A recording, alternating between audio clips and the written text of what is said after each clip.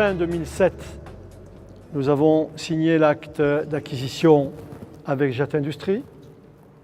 2008-2009, première décision, on a fait tomber les murs et la population a découvert derrière ces murs un site avec des bâtiments, architecture fin 19e absolument magnifique, un site absolument majestueux et un site qui a un sens pour les Tarbais parce qu'il a écrit l'histoire industrielle de notre agglomération, de notre département.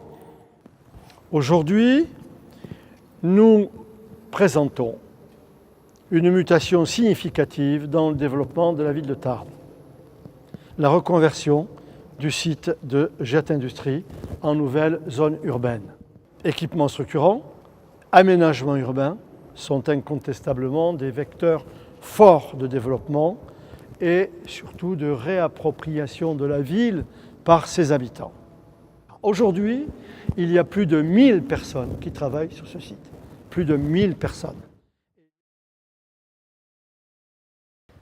En 1869, il va s'installer sur ce terrain un premier bâtiment pour abriter les magasins à tabac. Et 1870, la guerre franco-prusse. La fabrication du canon à balles, ancêtre de la mitrailleuse, mis au point dans les ateliers de Meudon par le capitaine de Réfy, est déménagé vers Nantes. Mais la progression des troupes prussiennes avançant, il fut décidé de transférer cette fabrication vers Tarbes, au bâtiment 103, qui fut rétrocédé au ministère de la Guerre en 1871 et transformé en atelier de fabrication d'armement. Ce bâtiment, c'est le premier qui a été aménagé. Il abrite aujourd'hui un centre de conservation et d'études patrimoniales avec les archives municipales. C'est la mémoire de la ville au cœur de cette mémoire ouvrière et industrielle. Alors, le bâtiment 100, il a été construit en 1874, après autorisation délivrée le 22 juin de la même année, pour abriter la direction de l'administration générale.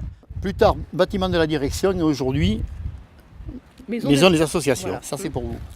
Alors, cette horloge, elle a été rajoutée en 1881, donc 7 ans après la construction du bâtiment. Et elle a rythmé durant des générations la vie du personnel, bien entendu. Même les gens qui passaient, des fois, ils mettaient la montre à l'heure. Ah tiens, voilà, maintenant, elle passe à l'heure. Il y a eu plus de 17 000 ouvriers ici, sur le site. Et il y avait donc 17 000 ouvriers, ça veut dire aussi les familles. Vous imaginez le nombre de personnes qui ont pu vivre de l'arsenal. Donc voilà, c'est quelque chose de très fort. Alors là, vous avez le bâtiment 111. C'était le service FC, forge, chaudronnerie, fabrication civile et militaire. Il y a eu le canon 155 tracté. Après, il y a eu la tourelle Leclerc, pièces élémentaires soudées à la main. Et après, le Leclerc était devenu un monoproduit en tourelle sur l'arsenal. Cet ensemble, maintenant, ce bâtiment 111, fait l'objet d'un projet de rénovation, de réhabilitation. Bientôt, ça va devenir une médiathèque de la Grande Agglo. Vous êtes peut-être les seuls, les derniers maintenant à le voir comme ça. Vous reviendrez le voir réaménagé en médiathèque. Dans la reconversion et dans ce qu'avait souhaité Monsieur le maire, c'est que les bâtiments conservent une partie de leur mémoire. D'où ces ponts que vous voyez ici. Et ce bâtiment en face, qui est le 119, transformé en salle de cinéma de 11 salles. Vous allez voir à l'entrée, si vous y allez, vous avez le pont qui a été également conservé. Le bâtiment 117, dans lequel vous êtes, a été construit en 1916. Un bâtiment d'usinage pour réaliser des matériels pour l'armement, mais aussi, comme on vous l'a dit dans d'autres bâtiments, pour des fabrications civiles. Ici, on a usiné les premiers longerons d'Airbus.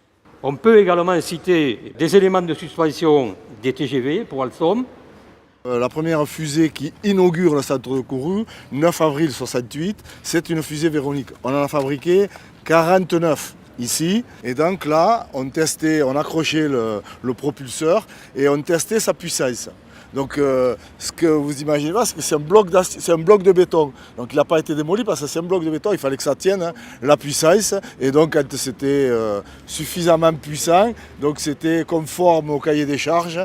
Et bon, on pouvait continuer à fabriquer et le mettre à les fusées. Alors là, vous êtes dans ce que les arsenalistes appellent la cathédrale, qui est ce plus grand bâtiment.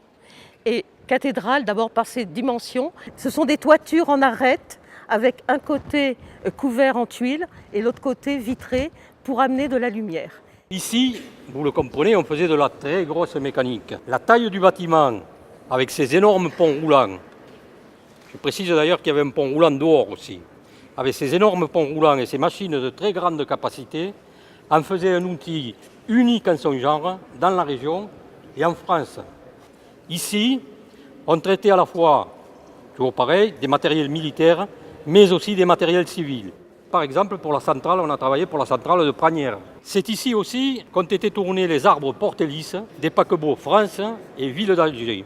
Sur le bâtiment 313 où nous sommes, vous voyez, bâtiment fantastique, 11 000 m², va être installé un complexe sportif indoor avec une piste d'athlétisme de 200 mètres, avec des terrains pour la pratique de sports collectifs, basket, hand, volley, etc., tout ce que vous pouvez imaginer.